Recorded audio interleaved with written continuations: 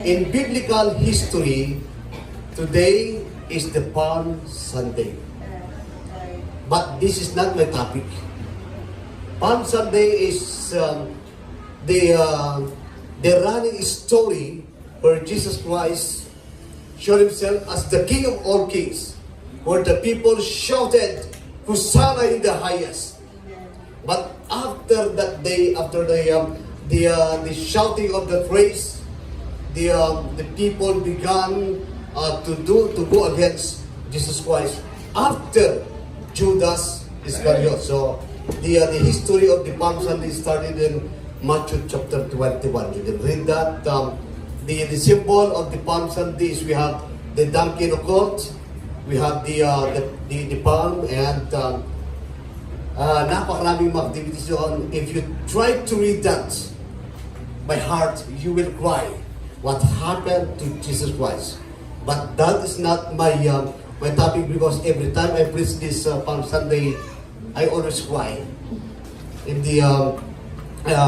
front of the people. So I will be taking another topic for this Sunday, because this is what God told to me to share the word of God as an encouragement. Let us pray. Heavenly Father, we praise and thank you.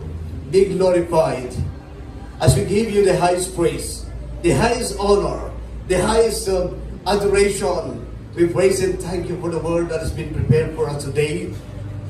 May you follow our hearts, that it will become a fertile soil as we receive the word by faith, as we receive the promises that is stored in your word of God in the book of Joshua chapter 14.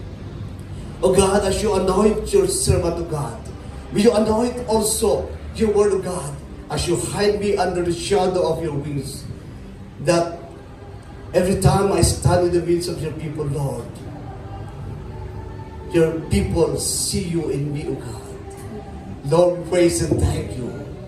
We glorify you. In Jesus' mighty name we pray. Amen. Lead us go to the word of God in the book of Joshua. Joshua chapter 14. I remember this was Pastor John. Hindi pa namin kilala sina Pastor Jonah and Pastor Hernan that time when we had the first convention at Quirino Hill, and this was our topic. But I will be giving another message coming from God about this Joshua chapter 14 verse 12. So every time that you will also reading this verse, I suppose, and allowing the Holy Spirit to give you message, to give you revelations, so that when your time also to stand, you will use this with the message that God has given to you. And Joshua chapter 14 verse 12 says that, Now therefore give me this mountain, whereof the Lord speak in the day, meaning it was God who said to the tribes of Jacob that you will possess that promised land. And now one of those tribes will be claiming his inheritance, o kaya ang kanyang pamana. Kung nalagiti Ilocano, yung tawid. Even ang kanain, di ba? Tawid. Yung tawid mo. So, whereof the Lord speak in the day. Yung sinabi ng Panginoon on that day, yan ang sinasabi ng Panginoon. For thou heardest in that day how the Anakims, meaning the Anakites, were there, and that the cities were great and fenced, meaning ang kanilang mga bakuran, napakaganda, it was fortified. Nakalaglag na di naramid ng bakod. Iyan ang ibig sabihin ng their cities were great and fortified. If so be the Lord will be with me. If the Lord will be with me. Can you claim that also? If the Lord will be with me. As if you are not sure. If the Lord will be with me. I shall be able to drive those. I shall be able to drive them out, as the Lord said. I shall be able to drive those giants, because these Anakims or the Anakites, these are the plural form, the Anakims, these are the giants living in that fortified cities. Imagine, there were giants, napakaganda pa kanilang mga bakuran. There were cities. Ang lalaki nilang tao, kagaya ni Victor. Okay. But, sabi ni Caleb, actually, ang magsasalita dito is Caleb. Caleb is asking Joshua, Joshua, you have heard of the day. You have heard in the presence of these people. You have heard in the presence of Moses, our leader at the time, that God has given me this Hebron, or this mountain is the Hebron. Referring to the Hebron in the biblical times. Caleb is asking Joshua, you have heard in the day in the presence of all the people, including our leader Moses, that God has given me these cities. Now that the Lord is with me, I will be able to drive those giants in the city, at yung tribo ng Judah will live in that portion of the promised land. So I will be giving a topic about give me this mountain. Every time the mountain is speak in the Bible, it refers to those obstacles. Yung mga umaharang sa ating mga para tayo hindi lumago. Those obstacles that hinders us in receiving the Word of God. Those obstacles that stop us in serving the Lord. Mountains also represents challenges. Napakarami tayo mga challenges. Araw-araw yan. Ang mga including situations, struggles. When we say situations, ito yung mga araw-araw nating mga problema. Depende kung malaki yung problema. Sabihin niyo lang sa akin at yung napakaganda yung mga formula ninyo siguro, kaya wala kayong problema. So pag sinabi ko yung mga situations, these are the financial problems, these are the sickness, or these are the problem with the relationship with your brothers and sisters, relationship with your families and so on, and including your future problem. Kahit hindi pa ninyo nakikita ang mga kung ano ang magiging resulta, pero namumblema na tayo. Di ba? Ganun yung mga tao. Ngayon, crisis na daw. Sabi nila, paano bukas? Sometimes we create our problem that we can solve. So, don't allow those challenges, struggles, obstacles na inyong tatanggapin. But hindi ito yung mountain na sinasabi ni Caleb. This is not the mountain that Caleb is asking from Joshua. Give me this mountain. But Caleb is asking, give me this mountain, meaning, give me my inheritance. Give me the blessings that God has prepared for me today. So, you're here because God has prepared a blessings for you. Physically, emotionally, nandun lahat yan, pablito yan. And remember that God is unchangeable. Pag sinabi ng Panginoon, ito yung matatanggap mo ng blessings mo, you will receive it. And God is unshakable. Hindi yan natitinag kahit anong mga problemang dumarating sa inyo. Unshakable, nandun pa rin ang Panginoon. He will be your refuge. He will be your shield. And God never changes, never lie. So, sabi ni Caleb, give me this mountain, meaning he's referring to the inheritance, the blessings that God is preparing for the tribe of Joshua. Okay? And the background of this, in Numbers chapter 13 and Numbers chapter 14, Caleb at the time was 40 years old. Imagine, sino tigataw-tawanan ni Caleb at 40 years old that time? 40 years old. When Moses, sabi ng Panginoon kay Moses, Moses, it's high time for you to send the 12 spies to the promised land the land that I am giving to you. He was 40 years old. Malakas pa si Caleb at the time. At si 40 years old. Then, sabi ng Panginoon, Moses, you have to choose a leader from the 12 tribes and proceed to the promised land. You have to explore, you have to survey, you have to, tingnan ninyo, ngayon, napakarami tayong mga cellphone na may camera na ngayon. Ang gamit namin yung kailangan may zoom, at kailangan din na hindi basta-basta ginagamit mo na mahal kasi yung film that time. Pero ngayon, kahit unlimited, pwede mo. Dahil you can delete, di ba?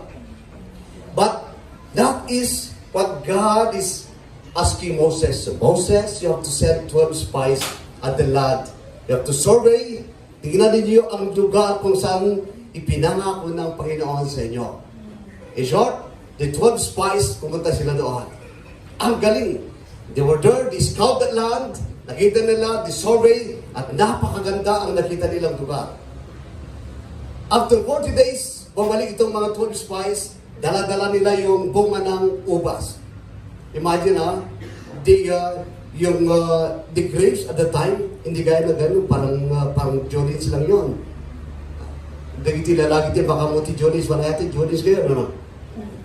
Wala, hindi niya alam yung mga laruan, mga bata noon, mga Jolis, yung mga grapes. Pero ang grapes na nakita nila noon, ang lalaki. Kaya the 5 people were carry those, the fruit of that grapes. They brought home that the fruit, and after a while, sabi ni Moses, okay, mga 12 spies, come.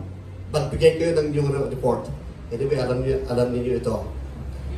After the report, 10 sa kanila, sabi nila, no, we cannot possess that land because the land were giant, the people there were giants. They're referring to the Anakites. Actually, yung buong promised land na yon, hindi lahat ng mga tao nandun ay mga giants. But yung nakita lang nila, yung isang lugar kung saan nandun yung mga Anakites. So, yung 10 mga spy, instead of giving the actual report, kaya kung minsan, kahit 10 yung mga, kahit ilan yung mga nagbibigay ng testimony, mga pastors, hindi sila basta natitinag dahil mas marami yung nagsasabi na ganito. Hindi yun. But pastor, we rely first. Kung may mga nagbibigay ng mga chismis, ang unang ginagawa ng pastor, umiiyak yan sa harapan ng Panginoon. Yes.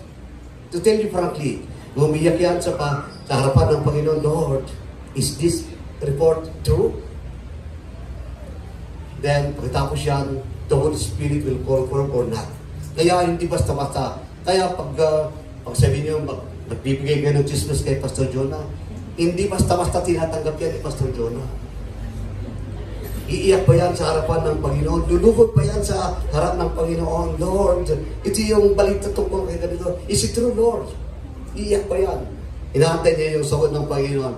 But at that moment, the people, dahil 10 sila, ang nagiging resulta, it creates fear. Yeah.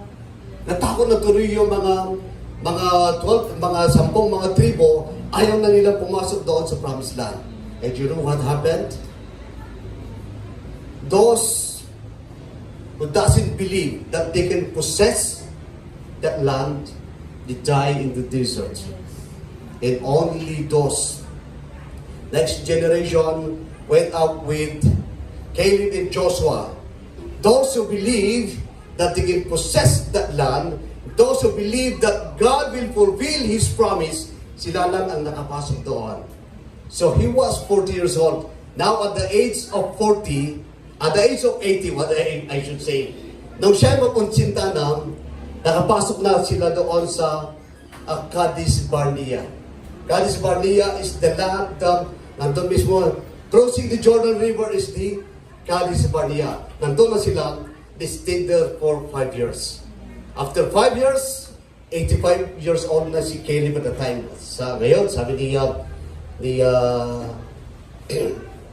Nandun lang sila doon kumbaga doon sa bundok, nandun lang sila sa paanan ng bundok.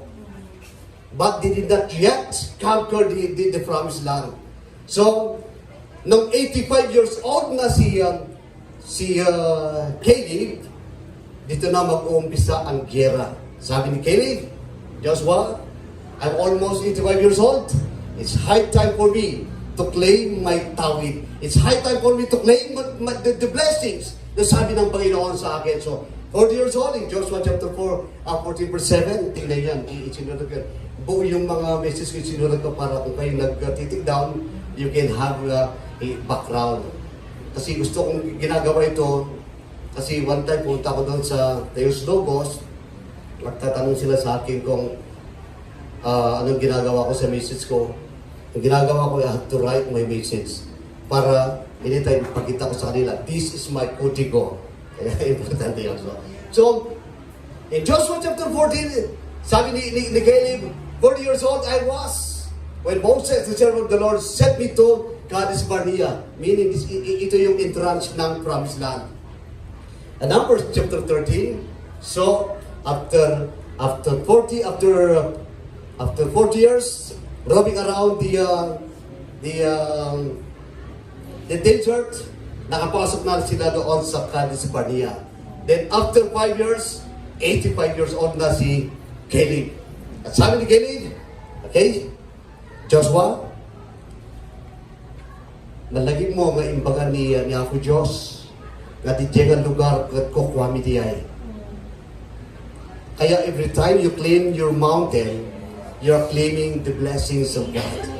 Remember, in the presence of God, in the presence of Moses, in the presence of our brothers and our sisters, God has promised me that God will give me that one. So, at the age of 85, sabi ni Caleb, we can now claim that land. At the age of 85. Nandun yung mga giants, ha? But what gave Caleb the confidence at the age of 85 to claim that promised land? But before I proceed to that area of at the age of 85, what comes to your mind pag narinig ninyo ang promised land? What comes to your mind if you heard the word a promised land? A promised land is a land to any people of destinations. Ganyan lang. A land to any dream of destinations. Tayong mga Pilipino, ang tingin natin sa promised land parang Amerika. Na walang problema, walang away, paupo-upo ka lang doon, kumakain ka lang. Parang iyon ang imagination natin ng the word promised land. A land to any dream of destination. A life of abundance. Grabe walang problema gaya ng oil crisis, walang mga food crisis, walang mga, nandun lahat yung mga abundance, meaning bastante yung mga pagkain na nandun. Life of abundance, peaceful and beautiful. Napakaganda siguro ang kaganda ng mga bahay, ang kaganda ng mga surroundings. That is our imagination about promised land. Abundance of food, spiritual fulfillment. When I say spiritual fulfillment, parang nakapasok ka na sa inyong promised land. Sino ang nasubukan na nagpatayo ng bahay dito? Gusto ko lang ikuha sa mas simple na meaning ng promised land. Ang old house natin kasi, okay, may testimony. Ang old house natin sa Creedville, malit lang. And I was challenged kasi nakikita ko yung mga bahay ng mga kapatid ko, ang lalaki at ang gaganda. So it was my prayer, Lord, when will I start? Remember the promise of God to when the Jabez in 1 Chronicles chapter 4 verse 9. Actually, I started with that prayer. I suppose Pastor Hernan preached the sermon about Jabez. It was the blessings that Jabez claimed Anong sinabi ni Jabez? In that you would bless me, in that your hand be with me, in that you will enlarge my borders and my territories. I started with that claim. Yes, I started with that claim. And sabi ko, Lord, I claim your blessings in my life, in my family. I will start the construction my house. The problem, wala akong pera. Pero sabi ng Panginoon, okay, mag-loan ka muna sa SSS. Nag-loan ako doon. Lord, sabi ko, paano kakainin namin kasi mag-loan ako doon? God is a God of order. And God is a God of solution. And God is a God who prepared our steps. Narinig ko yan kay Pastor Hernan. Na-present ni Pastor Hernan dito yan. That He prepared our steps. So nag-loan ako, bumili kami ng mga bakal, nag-end na naman doon. But still, Lord, it is your promise that you will bless me. It is your promise that you will protect me. It is your promise that you will enlarge my borders. Enlarge my the borders of knowing you. That you will enlarge my worship to you. That you will enlarge my prayer to you. That you will enlarge everything that is within me. That was my prayer. Then, until such time, nag-umpisa na kami, construction, diriso yun. Actually, God prepared my brothers and my sisters, help me, the people, mga pinsan. God used everyone for the construction. Then pagkatapos sabi, this is the promised land. So meaning, the promised land, hindi yung sinasabi natin na it is a life that is parang a better process. Hindi. The irony, sino na dyan? The irony is that they should drive out those giants. You have to remove those problems, to remove those obstacles para makapasok ka doon sa promised land. You have to remove.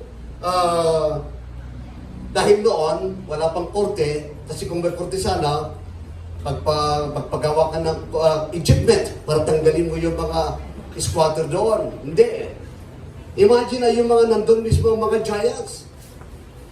Sila ang unang nandun, but God is giving this land to the people and to the tribes of Jacob.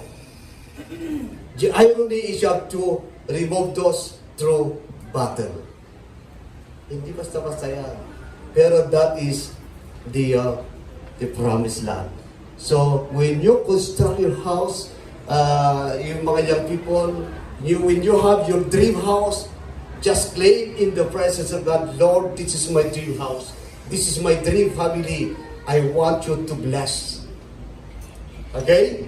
Claim it in the name of Jesus Christ. So, that is the irony. You have to drive those giants. You have to remove those obstacles, those challenges. Kailangan harapin mo yung napakaraming mga challenges in order for you to possess that land. So, at the age of 85, imagine nyo man, yung mga tao na nandun were giants.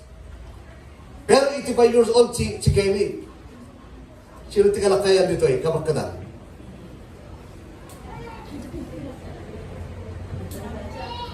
Malakas ka pa ba?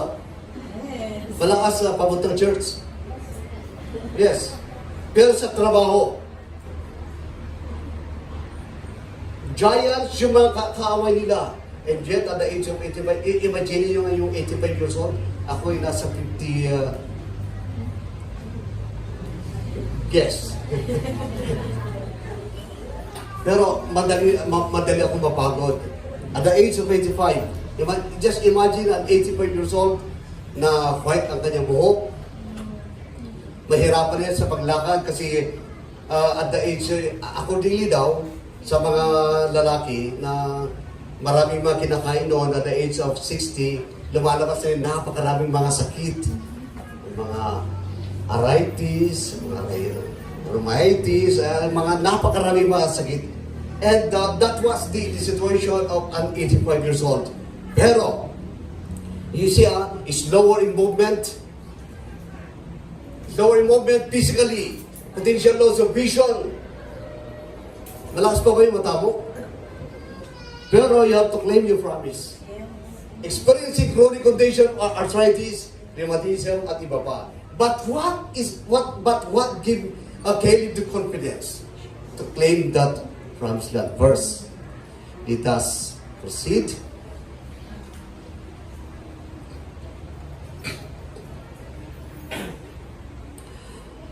Joshua chapter 14.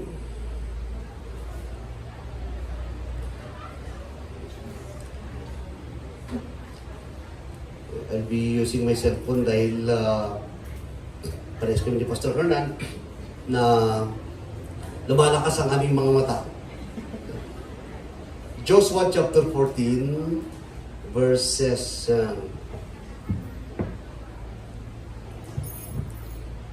verses 9 verses 8.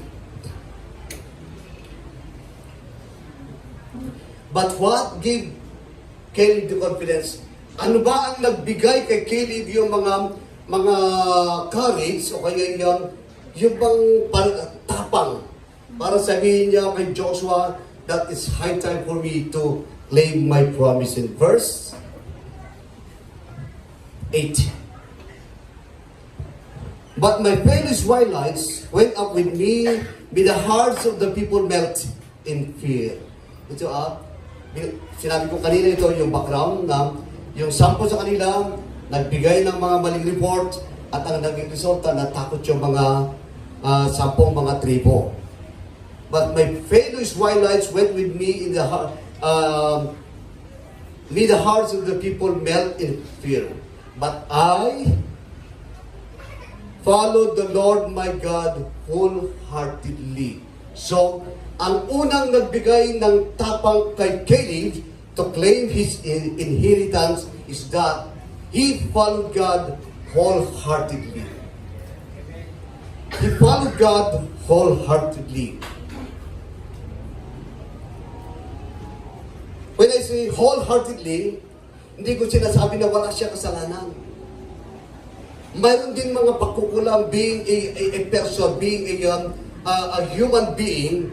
It's but natural that there were Caleb is also what we call vulnerable to limitations, vulnerable to sin. Kaya mayroon din nagkakasala yan. So, but thrice na sinabi kasi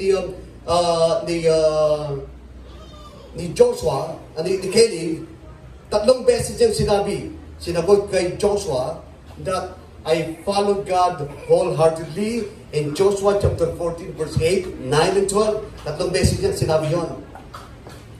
Kaya napakatapang ni Caleb dahil he followed God wholeheartedly. So, in other words,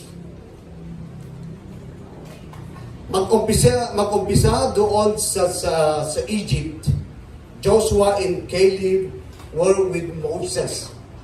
At lahat ng mga utos ng Panginoon, ginagawa nila Caleb and Joshua. Ever since na sila ay naging leader ni Moses, they followed God wholeheartedly. So, may mga pagkakataon na ang kanilang kapwa Israelitas ay lumabag sa utos ng Panginoon. And yet, Joshua and Caleb stayed with the Word of God. So, buong puso na kanilang mga nanilbihan sa Panginoon. Kaya, if you think that you have served the Lord wholeheartedly, may mga pagkukulang, may mga pagkakamali, but if you serve the Lord wholeheartedly, God will bless you richly. So, they didn't go against any commandment of God. Ever since, first, lumabas sila doon from Egypt. Pagkatapos doon sa Red Sea, ang unang nagreklamo doon yung mga kasama ni Moses. And yet, Joshua and Caleb, hindi sila nagreklamo. They just follow Moses.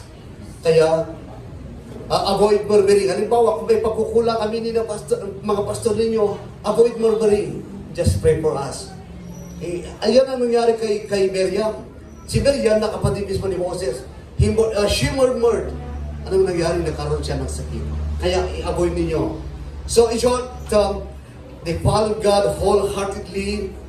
So, when God called Moses to Mount Sinai for 40 days, anong ginawa ni na Aaron? Aaron is a priest.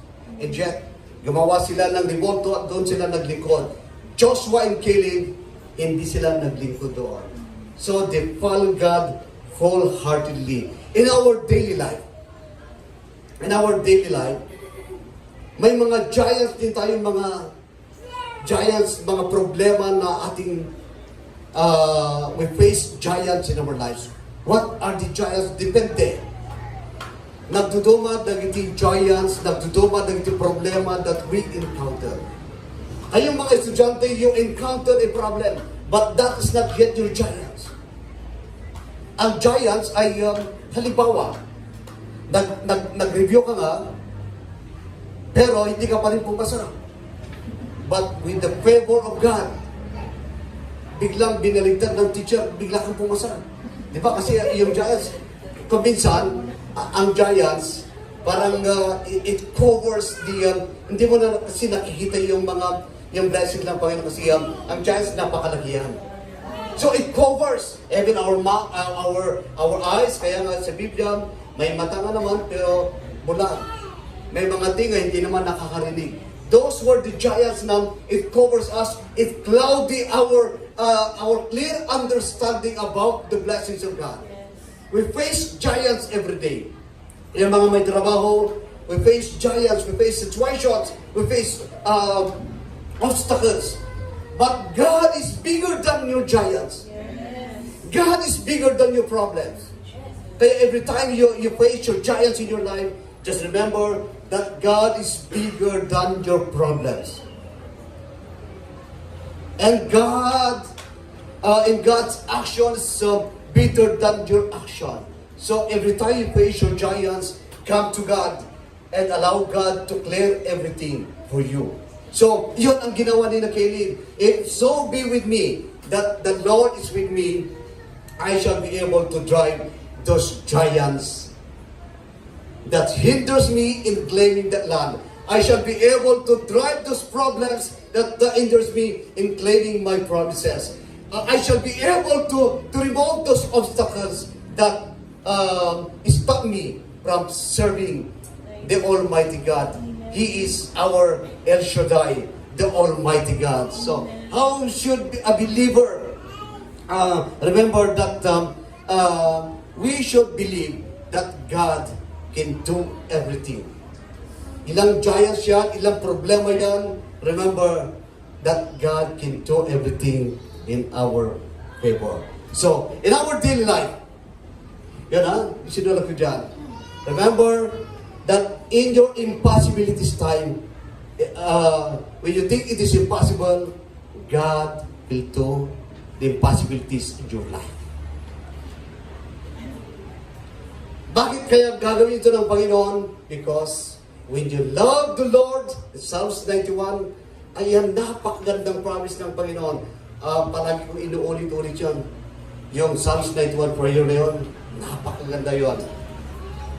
And remember that when you love the Lord your God, and when you become a member of the family of God, all of you were members of the family of God. Anong sabi doon? When you focus on God to turn your giants in your favor, our God can do the impossibilities in our life because we are His children. Can we claim with me? We are His children. 1 John 3:1 says, sabi doon, see what great love the Father has lavished on us. Grabe, ano? Yung, dahil sa pagmamahal ng Panginoon sa atin, ibinigay niya that we should be called the children of God. And that's what we are. The reason the world does not know us is that it did not know Him. Yung mga, halimbawa, punta ka sa church, ay, maglingkod ka muna ako. Yung may mga hindi naglilingkod, pabayaan mo lang, as long as sabi mo lang, please come to the house of God. Remember, it was the challenge also. Kay David in Psalms 122, ano sabi ni David? I was glad when they said to me, come to the house of God. Imagine he is the king of all, the king at the time. Pero sabi pa ni David, I was glad when somebody said to me, come to the house of God. Amen?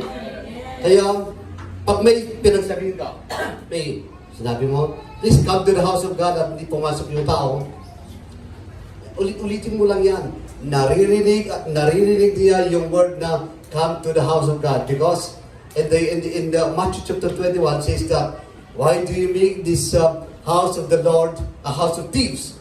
Remember, the house of God is a house of prayer. Remember that the house of God is a house of healing. Remember that the house of God is a house of praise.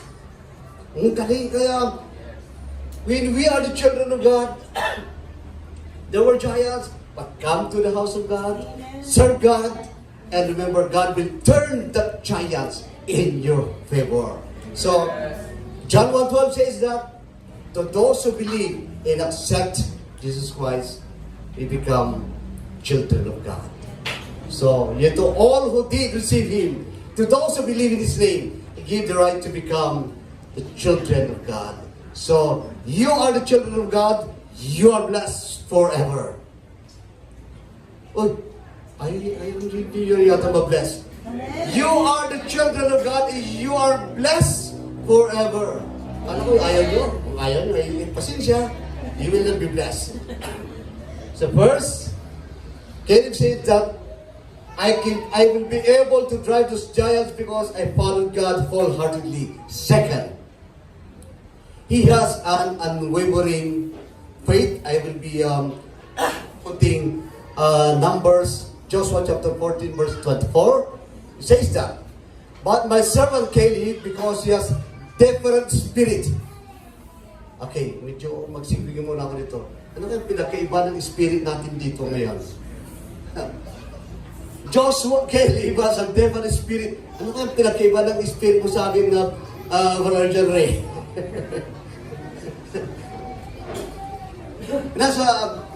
It says that, and has followed me fully, I will bring into the land of which he entered, in his descendants shall take possession. But because my servant, in Numbers 14, has different spirit. Bakit kaya different spirit ang ginamit dito? Yung spirit na sinasabi dito, ito yung spirit of serving the Lord. You serve God and I serve God. But, magkakaroon tayo ng problema dito. Ay ng parang diferensya. Baka kayo, ay wala dito, wala dito. Baka yung iba, Sunday goer lang. Wala pang devotion sa Panginoon. Ay actually, you should join the daily devotion with your pastor. Narinig ko yan kasi araw-araw yan, nakikinig ko kay Sister Wilma. Narinig ko yung mga preaching, mga tabi na nandun. Kaya lang, then after that, pagising na po, then I will be able also to do my routine in the presence of God. Depende ang spirit na sinasabi dito, it is how we serve God. Baka naman tayo ay lumalapit lang sa Panginoon dahil may problema tayo. Baka naman tayo ay lumalapit lang sa Panginoon because napakalaking giant ang nasa harapan natin. But the Spirit of God says that those who love God will always come to God. We can communicate to God every day, every moment. Kaya, yun ang nagpapatibay sa paglilingkod sa Panginoon. Every time when you are inside the car, the vehicle, to say your prayer unto God. To say your thanksgiving to God. Because I was narinig ko yung one time, while scrolling my cellphone, narinig ko siya theologian sa Franklin Gentilsin. Binanggit niya ang Job chapter 25 yata yun. That Job saw an ice. Then after a year, that ice started to melt.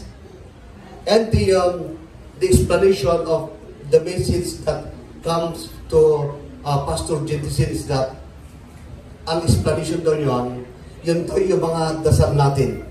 Para ang alam natin, hindi yan naririnig ng Panginoon ang araw-araw nating panalangin sa Kanya. Para ang alam natin daw, para hindi nakikinig ang Panginoon. But God is storing those prayers. Every time na ikaw ay lumalapit sa Panginoon, every time na ikaw ay umiyak sa harapan ng Panginoon, every time na ikaw ay nananalangin sa harap ng Panginoon, yan ay anong ginagawa ng Panginoon? He is storing all your prayers. And after a while, at the right time, at the proper time, at the right place, God is releasing those result of your prayer. That was, and I was challenged more. Yes. I heard that and sabi ko, siguro, praise God with that message that I heard in that time. So kaya sabi ko, the more pa na mag-sit ako ng panalangin sa Panginoon. Every time you pray, ang sabihin na, hindi narinig ng Panginoon, God heard your prayer. Every time you cry unto God, hindi naman bigay ang Panginoon. God is always with you. So, just, that is the, what we call, the different spirit. Yun lang, different spirit. Napakatagal ako doon. So,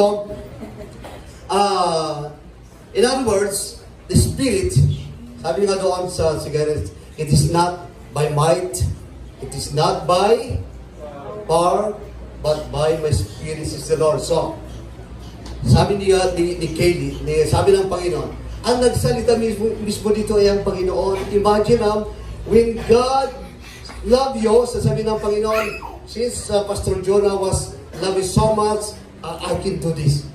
Since Caleb has a different spirit, I will bring his descendants to that promised land. Okay? So, tuloy natin. Other word na spirit. So, ito yung spirit na sinasabi dito na they maintain their devotion unto God. Pag sinabi dito na Caleb and Joshua has a different spirit because they maintain their devotion to God. Meaning, their communication to God. The moment na pagbalik nila doon, galing doon sa promised land after 40 days, anong nangyari? Yung 10 mga tribo, nagbigay sila ng maling report. But Caleb and Joshua has a different spirit. Sinabi nila, no, actually, the land that we're possessing is a good land. The land that we're inheriting is a land that flows with milk and honey. Pero yung 10, hindi totoo yun. We are only grasshopper the presence of those giants. But the spirit that lives in Joshua and Caleb says that, no, the land that we're possessing is the best land ever in the world that God has created. So, the land is not good. Sabi ng mga 10. Pero sabi ng 2, no, the land is very good. The people were giants. Hindi. Maliliit lang ang mga yun. Imagine yung mga espiritu ng 10 versus 2. Anong giants? Hindi, maliliit lang yun. We can subdue. We can overthrow those. Nakalimutan nila, anong sabi ni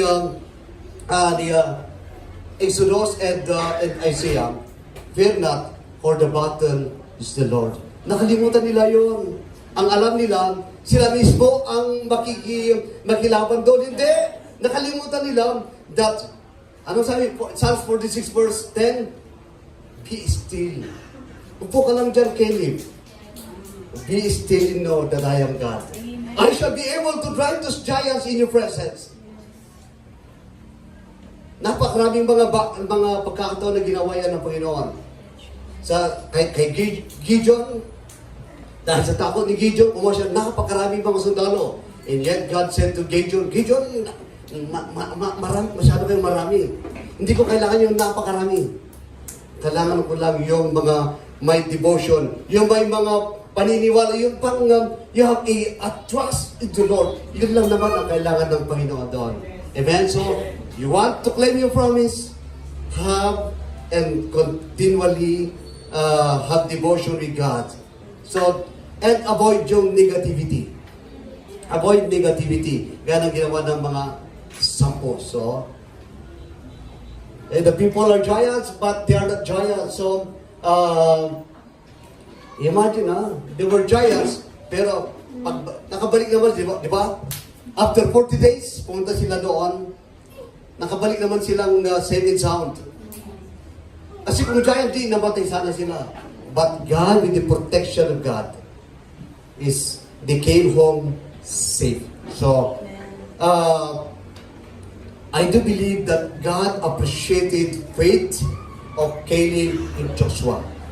And I suppose, ako rin ay naniniwala that God appreciated your faith in Him. So, continually trust God. So, in our daily life, alam mo yung sinulat ko yan. We need to trust God because His Word is a promise. Anong sinabi doon? The promise of God, Isaiah 55 verse 11 says that my word will not return to Him void. Kaya, pag sinabi ng Panginoon, I will bless you and your family, I will bless all your, even your siblings, hindi yan babalik sa Panginoon. It will come to pass. Yes, amen. It will come to pass. So, in our daily life, we need to trust God in His Word because His promise is true. As long as we alive, yung sinabi natin, palagi ko naririnig sa inyo ito. Psalms 37 verse, delight yourself in the Lord. Anong mangyayari? But first thing is, you need to delight. Susunod na lang yan. Delight yourself first. When I say delight, be like Caleb na sabi mo na lang, Lord, may my life be pleasing to you. May my mouth, my mind, everything within me be pleasing unto you, Lord. Yun lang. Just commit unto God. So, Psalms 28 verse 7, the Lord is my strength and my shield. My heart trusts in Him. Importante, kung may mga problema tayo, don't allow your heart to tremble. Huwag ka munang matakot. Huwag ka munang magdadalawang isip. Just be quiet and close your eyes. Mag-umpisa kang magpasalamat sa Panginoon, and God will give you. It will give you your heart trust in Him and help me. This was the prayer of David. Nakapakarami siyang problema, pero nakapakarami siyang kaaway, pero sabi na ni David, Lord, you are my strength and my shield. My heart trusts in Him, in you, and you help me. My heart lives for joy, and with my song I praise Him. Ito na kasi yung my song will praise Him. Ako, kung may kinatatakutan ako, umawit lang ako doon. Yes, kung may halimbawa, may nagtasa akin na, ay, ganito ang problema, alam mo yung inawit ko. Noon ni Pastor Marnie Guma, ipaborito ni Pastor Marnie at this is my desire. Hindi ko alam kung ano yung favorito ni Pastor Hernan. Kasi lahat ng mga pastor yata nung naging kasama ko sa Gasparet, alam ko yung mga, except Pastor Hernan, hindi ko lang na-daw, sir. Si Pastor Kim Yong-yang, yung namatay, Hesus Kristo. Kaya may problema yun, Hesus Kristo kanyang inaawit. So in short, when you face your giants, just sing your praises unto God, and God will give you the song of praise unto Him. And God will turn that situation into your favor. We face that value of death. God will be able to give you the right way. When there seems to be the way, God will give you a solution because God is our strength. So He will always be our solution. He will always be our God. He will always be on our side, but because that was His promise. Kaya, yung mga tao na happy-go-lucky, nakarinig kayo ng happy-go-lucky. Yung mga tao naglilingkod na happy-go-lucky, ganito yan, yung happy-go-lucky ganito. Pag may problema, Doon lang sila manalangin pagkatapos manalangin pa. Napaka-short pa. Nung kumapandangan, imbis na kakain yan, thank you Lord, kain ka agad yan.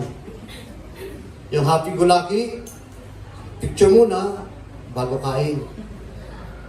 At least wala dito sa magsesay. Diba? Matulog yan, thank you Lord, pikit na ang mata. Happy-go-lucky.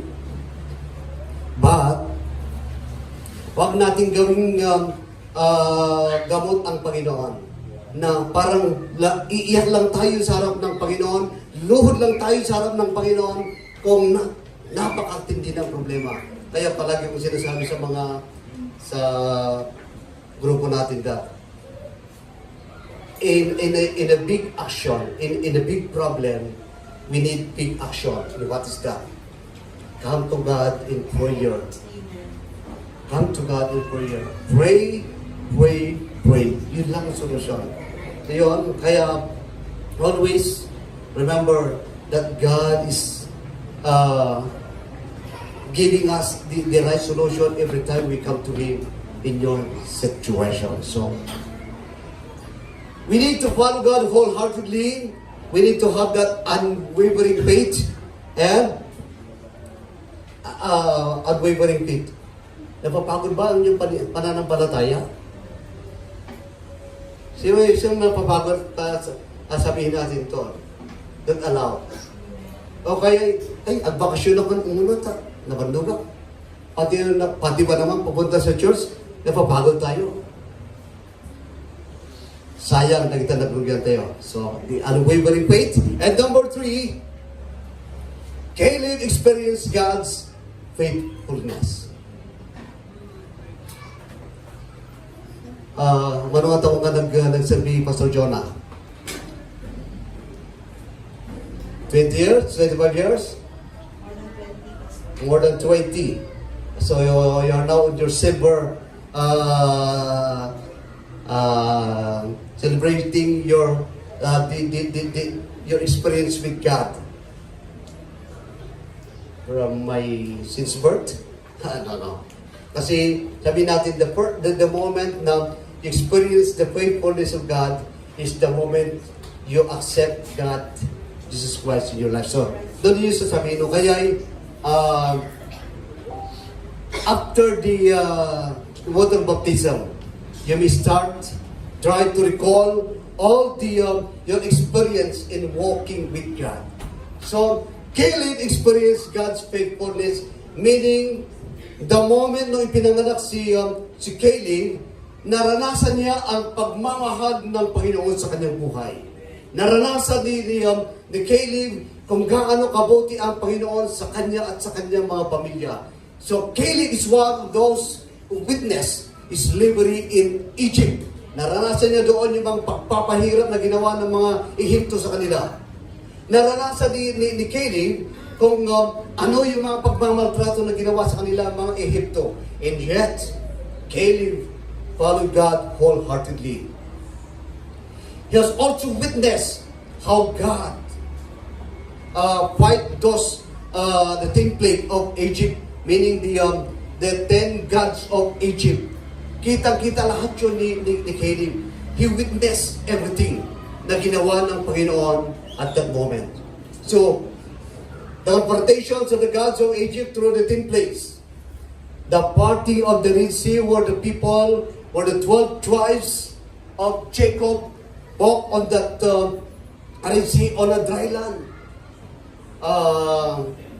May nabasa ko na mga scientists na pumasok sila doon, the mga divers, at nakita nila na totoo yung nasa Bible that the people walk on a dry land. The moment that God parted that Red Sea, the people crossed that on a dry land. Nandun yung mga paanaw, yung mga tao na nandun. It was, I tried to research that one. Even the moment that Joshua, the moment na patay na si Moses, and Joshua became their leader, and that the start of war against those mga mga Anakites, mga Hittites, mga, wag kong gamitin yung ginamit ng mga pastor noon na pati yung mga hindi nagtatize, hindi maniwala na. The moment that they start war, during the time of Joshua, mga the Philistines, the Anakites, yung mga hindi nagtatize, nakaaway lahat ng ni Joshua mga ito. And the first war that Joshua lead the 12 tribes, ano sinabi ni Joshua in the presence of God? Lord, if your hand be with us, kindly give us more time to annihilate, meaning to execute, meaning to clear everything. Anong ginawa ng Panginoon? And God stopped the clock. You see, Caleb witnessed this goodness of God. The giving of manna at the desert, manna in quail, na nakita yan ni Caleb. So, the provisions of manna. The water comes out from the rock. Ilang beses ba na nagpalabas ng Panginoon ng tubig doon sa bato? Ilan ang alam nyo? Dalawa? Tatlo? Isa? Okay. Pero, first, Moses struck the rock. The second, sabi ng Panginoon kay Moses, you have to speak to the rock. Pero, itong si Moses, dahil nagagali siya at the time, kaya, imbes na kausapin niya yung bato, he struck the rock. Pero, the water comes out, I think twice. Water comes out from the rock, and their clothes and sandals never worn out while they were in the desert for 40 years. Walang wagwagan doon at the time. Hindi ko alam kung anong, ang sandal namin, ang chinilas namin is dragon. Hindi nyo naabutan yan, ano? Wala. Ang pinakamagandang quality na chinilas namin that time is dragon. Pero ngayon, dragon Quezon lang. Hindi. Dragon, Spartan. Pero ngayon, imagine kahit gano'ng ka-quality, and yet, after a month, napuputput din yan. But their sandals never worn out for 40 years. Imagine your clothes. Try mo hindi magpalit ng dalawang araw. O kaya 1 week. Siguro mabaho na yung mga damit natin, di ba? And yet, their clothes never worn out. At na-witness yan ni Caleb. And I suppose you also witness God's blessings in your life. You have witnessed how God's give you the solution when you ask God for the solution of your problem. You have witnessed, nakita ninyo. Ako marami na akong nakita na kahit ako yung maraming mga limitasyon, kahit ako'y makasalanan sa harap ng Panginoon at sa kapwa-tao, hindi yan nakikita ko yung kamay ng Panginoon. Kasi ganito ang sitwasyon ko. Kasi kung minsan, nagkakasala ko, pero ang tingin nila sa akin, ay, Pastor Vic, kararagan ba ito eh? Imagine pagkatapos kong magkasala, sasabihin pa ng iba dyan, di ba? Nakita kita doon sa church, kaya ikaw nang mag-pray. So what will you do? Allow yourself to become a vessel of that blessings. Allowing yourselves to be a blessing of the Word of God. Allowing yourself to be a channel of the blessing. So, nang gagawin natin yun, we have to pray. Kahit tayo makasalanan, would you pray for the sick, and God will heal because God respects His Word. Kaya, we should also acknowledge and appreciate yung mga ginagawa ng Panginoon sa ating buhay. So, in our daily life, we experience the goodness of God. May makapagpatutuo ba na hindi magandang Panginoon dito sa kanilang buhay? Tayo mayo. Wala. So, in other words, in our daily walk with God, God will always bless us. Your health. Pagkagising mo ng umaga, kahit hindi ka pa nanalangin sa Panginoon, napakadusog ka na. You are a restored person, meaning, napagod ka, Sa halimbawa, bago ka natulog, you were tired. Pero pagkagising mo, you were a restored person. That is the blessings from God. Pagkagising mo ng umaga, may nagluto na yung pagkain. That is the blessings from God. Kahit hindi ka pa nagluto, no? Ang tawag ko kasi dyan, yung mga tamad, minsan yun. Anyway, ang daming ni mama kagluto, di ba? May tagaluto naman ako. So, we need also to acknowledge the blessings of God na ginagawa niya sa ating buhay. So, lahat tayo, we experience the faithfulness of God. That God, remember, the faithfulness of God is not limited. Every day, anong sabi doon sa Lamentations chapter 3, that they are new. So the moment na pagkagising mo as another morning, another new blessings from God, another breakthrough that you will receive from God, another experience, another victory. That is what we experience a new morning with God as long as we come to Him. Pero kahit hindi ka naman naglilingkod, and yet God restore.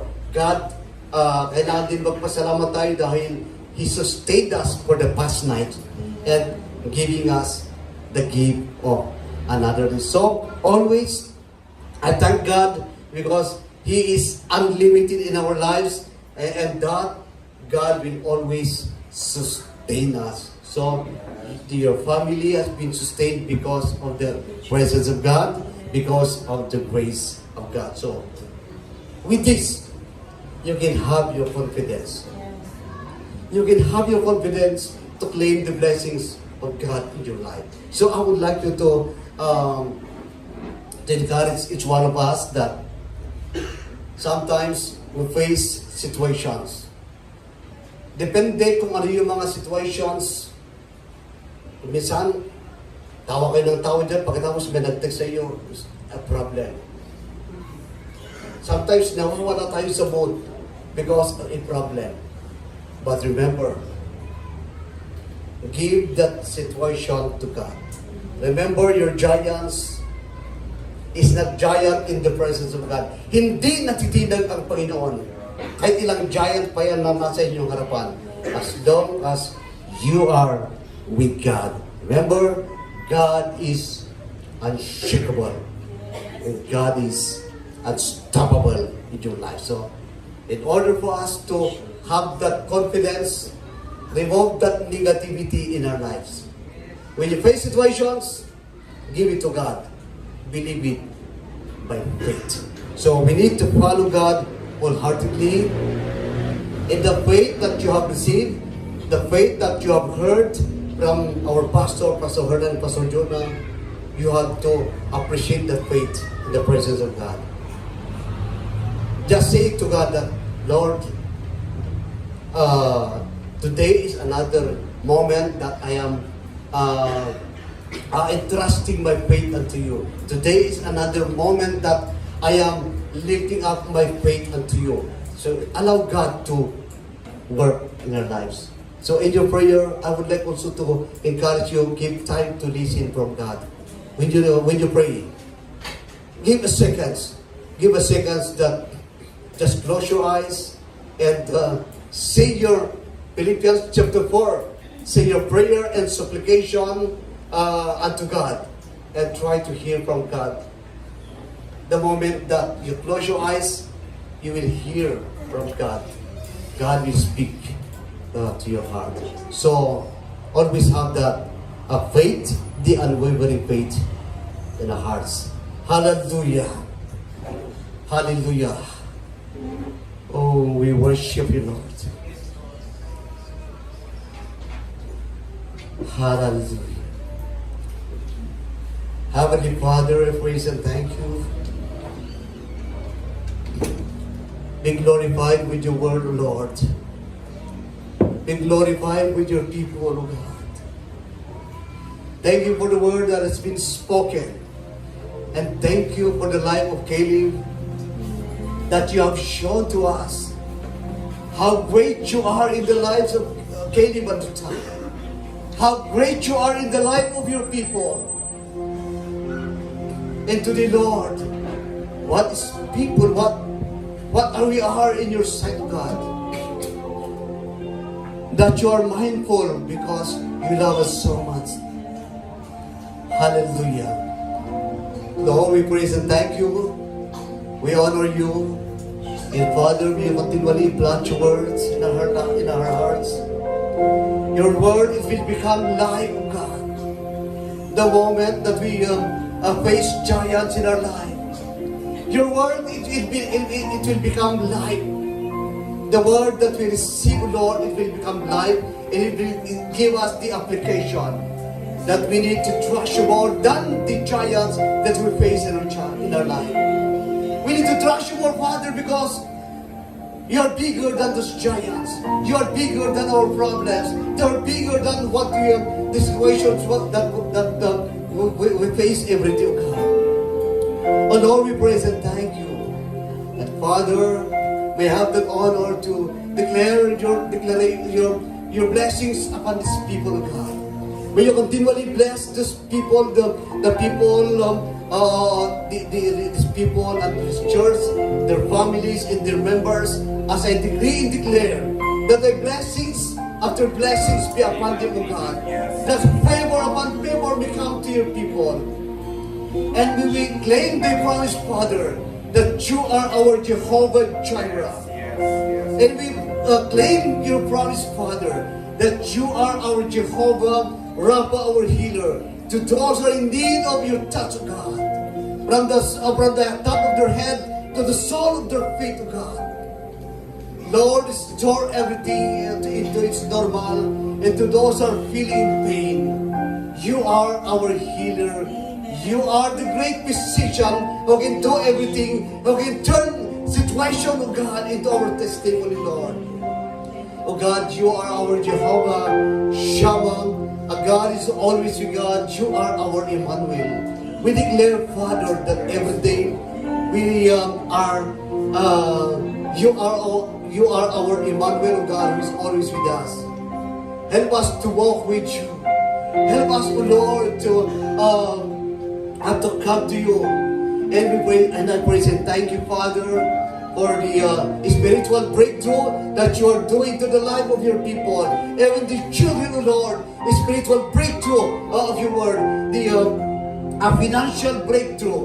We praise and thank you that you can do everything, God. In the name of the Lord Jesus Christ. And Lord, we praise and thank you. And Father, as I decree, O Lord, that every church, may your light shine upon this church. May your light shine upon your people, O God. And may you continually bless our Pastor Hernan and Pastor Jonah and his family, the leaders, and to all the groups that has been prepared to help your ministry in this success, of God. Allow your Holy Spirit to continually give them your vision in their life. Allow the Holy Spirit, O Lord, to continually help them to manage the passion that job is still in their hearts, O God. Lord, we praise and thank you as we claim, O God, that you will inhabit in our praises, you will inhabit in our prayer, O God. We praise and thank you, we honor you. In Jesus' mighty name we pray. Amen.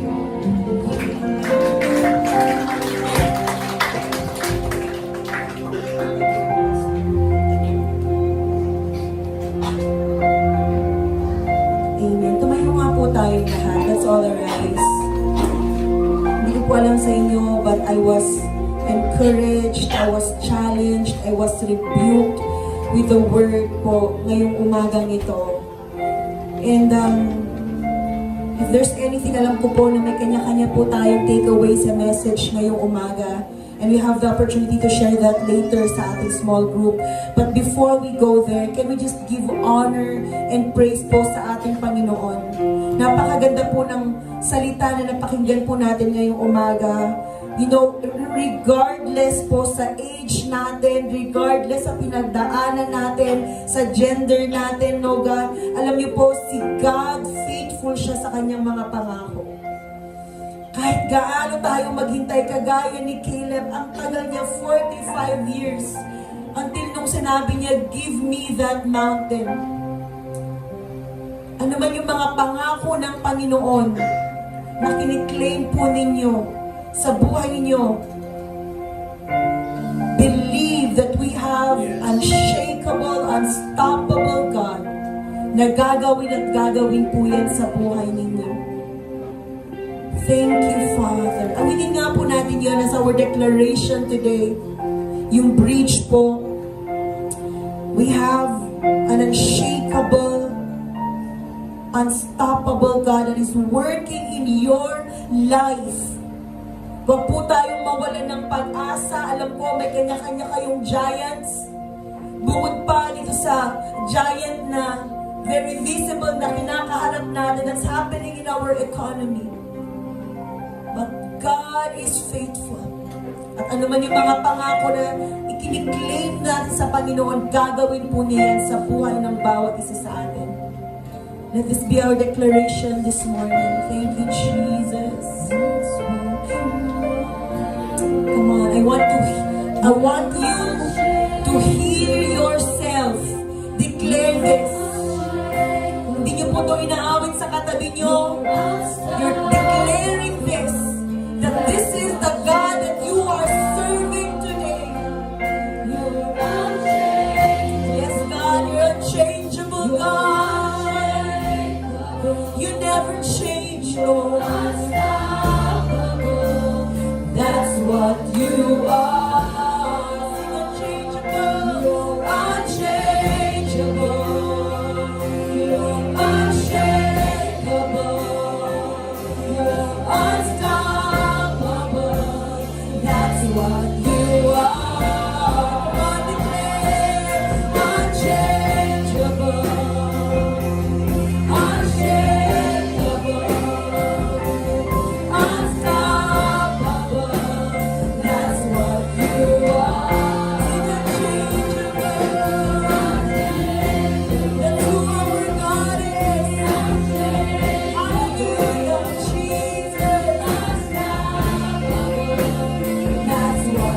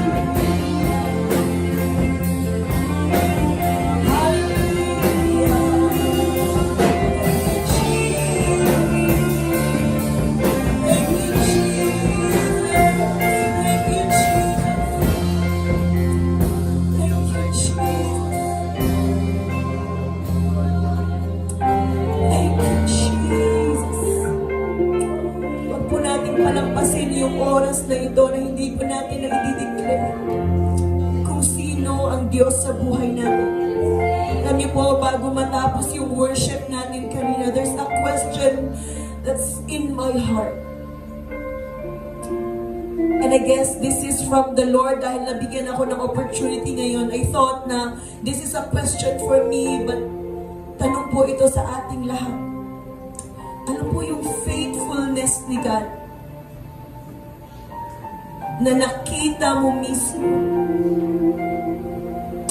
Ano po yung faithfulness na ginawa ni God sa buhay mo? Sa buhay ng family mo na nakita mo mismo, na witness mo mismo? The fact that you are here, you are alive. May kinakain ka pa araw-araw, you know that's faithfulness from the Lord.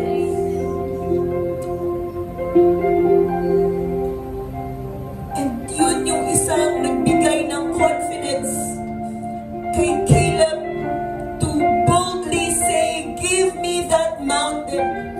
Give me that inheritance dahil nakita niya yung faithfulness ng Panginoon sa buhay niya.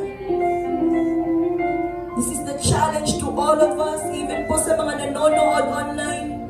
Every day we have seen God's faithfulness. Ngayon pa ba naman po, mahihina yung faith natin? Ngayon pa ba naman po hahayaan natin na hindi tayo magsaserve kay God wholeheartedly?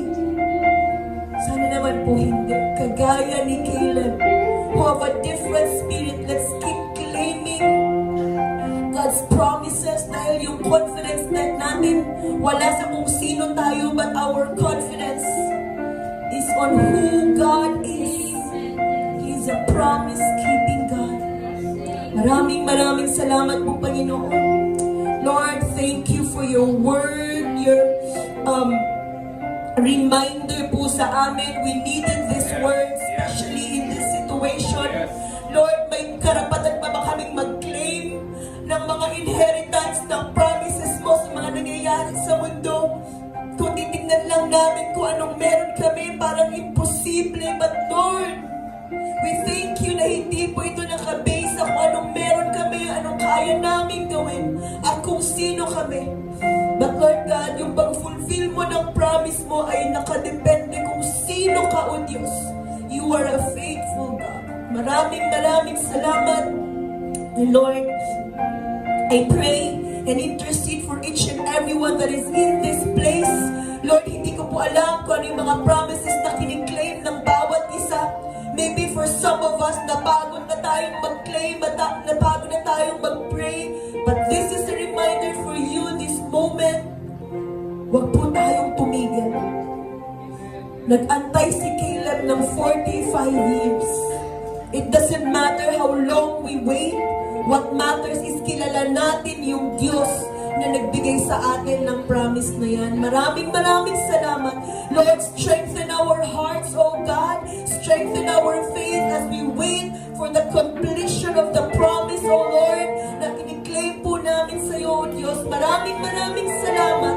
That, Lord God, your words, they are true. They will not return unto you void, O God. Tulungan mo po kami to serve you wholeheartedly, na hindi mo mag-waver yung faith namin sa kung ano man po yung situation na pinagdadaanan namin. Maraming salamat. We thank you even for your servant na ginamit niyo po ngayong araw na to. We thank you for his obedience, oh God, listening to you, Lord God, as he shared your word this morning. Lord, we love you, we honor you, and we give you praises. May the words of our mouth, meditations of our heart, and everything that we do, Lord God, always give glory to your name. We love you, we honor you. In Jesus' name we pray. Amen. Come on, give him praise.